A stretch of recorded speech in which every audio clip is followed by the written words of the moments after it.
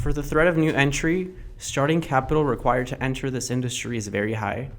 Current companies have a very high brand loyalty, and to maintain this, they have to provide continuous updates to their theme parks. Also, new companies wanting to enter must satisfy an unmet niche need to stand out from other theme parks. A great example is Legoland in Florida. So they use their unique product offerings in a way that hadn't been done before to appeal to consumers. Overall, the threat of new entry is medium. So the threat of substitution in this industry is pretty high.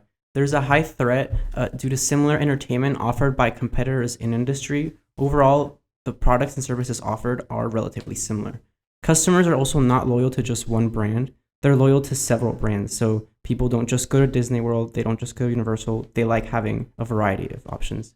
And theme parks are increasingly competing with other vacation options, not just theme parks. So they are essentially competing in the tourism industry as well.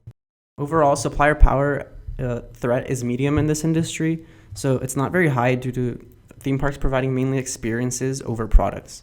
Nevertheless, they are dependent on standard materials like construction materials and food for day-to-day operations. Aside from these standard supplies, they rely on movies and pop culture to come out to stay relevant so they can continue providing new rides for their customers. Technological advancements are also crucial so they can continue to build these new and more thrilling rides. So buyer power as a threat in this industry is very high. Parks depend on visitors for their main revenue sources. Buyer demands are very influential in this industry as consumers lately are becoming more focused on brand as opposed to product. So by this, I mean consumers appreciate going to a theme park to see the new Star Wars rides instead of just a generic ride. Theme parks also rely on consumers to choose them for their discretionary free time and income. Consumers have plenty of choices for vacation and their free time, how to use it, and they depend on it. Competitive rivalry in this industry is very intense, especially in Florida with Universal and Disney World. Theme parks compete by providing as much variety for visitors as possible. Oftentimes, trends are followed by what the competitor is currently developing.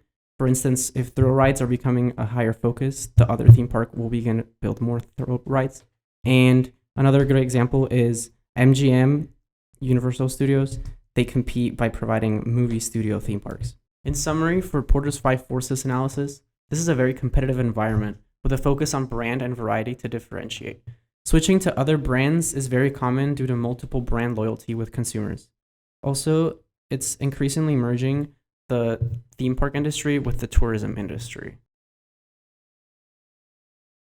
When it comes to political factors, an important consideration for customers is determining whether there's political stability in that area gives them the required level of safety that they are seeking. Along with that, it's important for them to consider the industry regulations and what level of rigorous inspections that they involve so that they can be assured that the environment that they are going into is safe, along with the rides and attractions they're going to be experiencing, maintain a certain level of safety for them and other consumers coming to that park.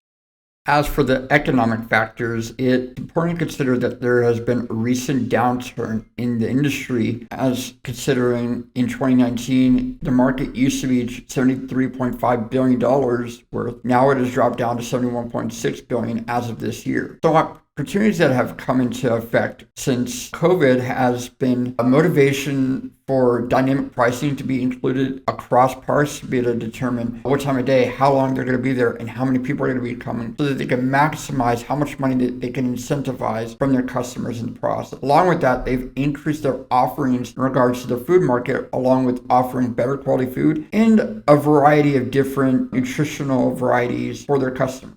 Now, as for social cultural factors, it's important to consider that one of the biggest trends that have occurred in the last few years has been largely influenced by the COVID pandemic. Part of this has led to there becoming an increased hesitancy for consumers to come back to the parks since the pandemic has been drawing to a close.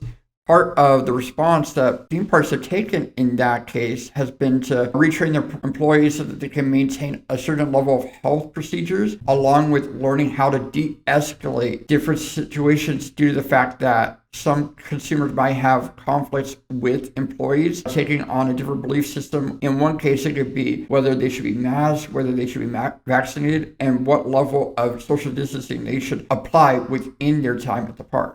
Lastly, there is the technological factors to consider. In the most recent years, there's been an increased emphasis to be able to integrate mobile technology, whether it be through apps or other integrated methods in regards to whether it be a phone, a watch, a pass that they purchase for them to be able to use while they're at the parks themselves. This has been including those kinds of technologies, but also has expanded into things like VR technology, AR technology, to be able to help further immerse the consumer in their attractions that they're participating in.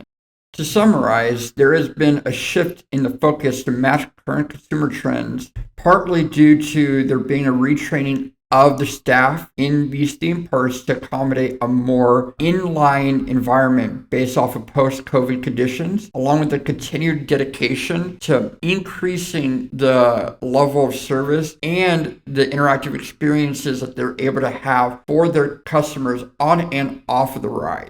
When it comes to determining the industry trends that are involved in theme parks, it's important to consider the fact that it is a fiercely competitive environment, in part due to the high cost for you to be able to enter it and to be able to sustain the level of consumers to be able to keep your business going. A lot of the times they've determined that it is advantageous for them to focus on brands that consumers love, whether it be popular IP such as a fictional character or a kind of general trend in the social atmosphere. Along with that, it's important to consider the fact that consumers can be loyal to multiple parks, so they could enjoy going to Universal during the summer, but then they go to Disney during the winter, and that could cause some conflict in that case. And consumers often view their visit as a vacation experience, so it's important for them at these theme parks to provide at least some integration, whether it be fully integrated or at least loose integration with the surrounding environment, to be able to provide places for these people to stay so that they're not just only able to visit for a brief time at specific theme park. And along with that, it's always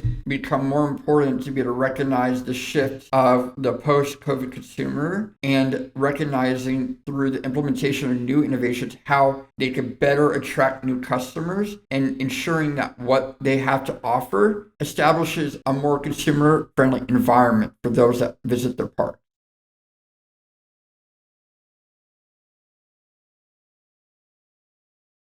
So Disney World has 6 theme parks spread across over 3 continents, each unique to their own country that they are in.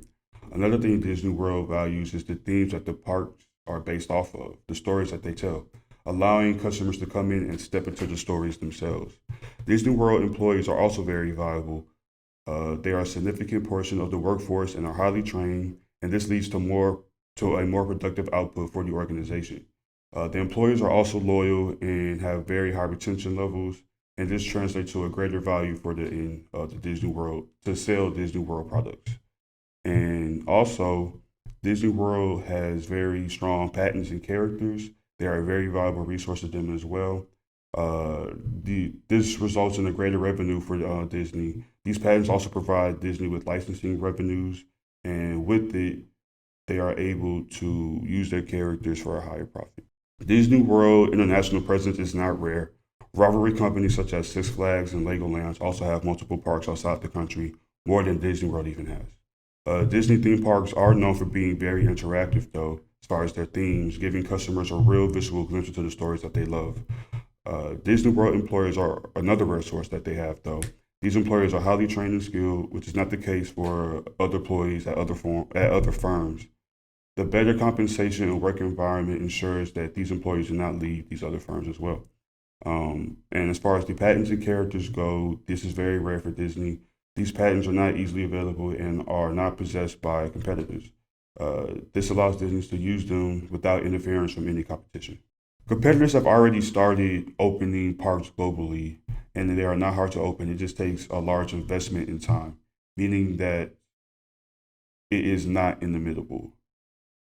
As far as themes go, they are inimitable. With the help of characters and stories that they own, they are able to create parks such as the Pandora Park, Star Wars theme park, Avengers Campus, Ratatouille in Paris, and many more. As far as the employees go, they are not costly to imitate. This is because other firms can also train their employees to prove their skills. These companies can also hire employees from Disney World and other Disney type things by offering them better compensation packages, a better work environment, benefits, and growth in the company. This makes employees of a Disney a resource that provides a temporary competitive advantage, and competition can acquire it in the future. And as far as patents and characters go, for Disney, these are very difficult to imitate. This is because it is not legally allowed to imitate a patent product. Similar to resources to be developed, and getting a patent for them is also a costly process. For the global and local presence, it is very organized as one of the most diversified theme parks in the world, operating at a very high level. Disney makes sure that they pay very close attention to detail to allow their stories to really come to life. So when you visit any park, you can not only feel the Disney presence, but the presence of the country you are in, making not one park look alike. Due to high training levels and elite customer service that Disney World takes pride in, this has allowed their employees to be very well organized and keep the parks flowing at a high production rate.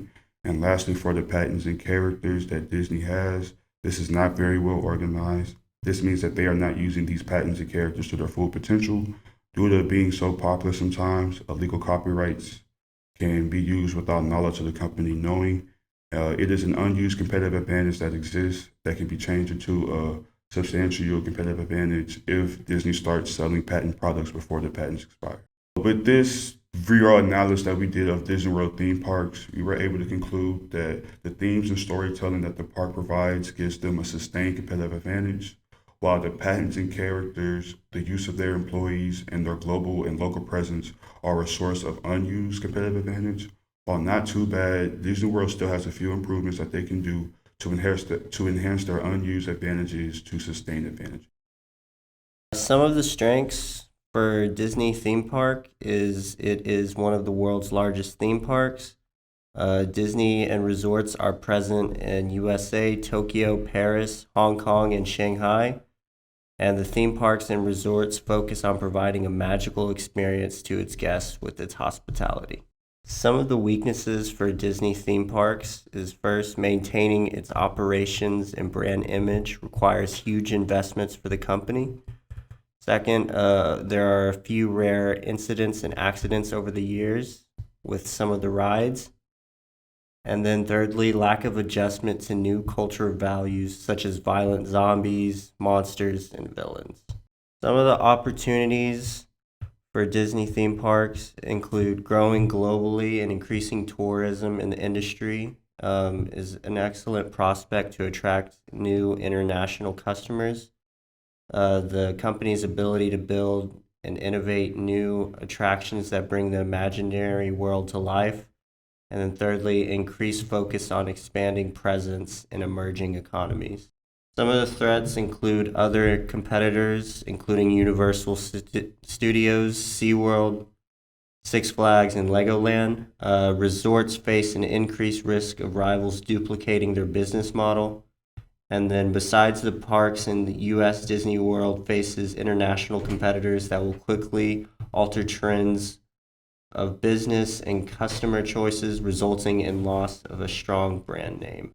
As for the competitive advantage summary, Walt Disney theme parks are full of excitement and imaginative, creative fun for families all around the world. The company reports revenue for two main units: parks, experiences and products, and media and entertainment distribution. What separates Disney theme parks from other competitors is its innovation through media, entertainment, travel, and tourism. Disney's brand has become worldwide with a reputable base. The theme park is a well-diversified powerhouse that has its hand in a plethora of business units.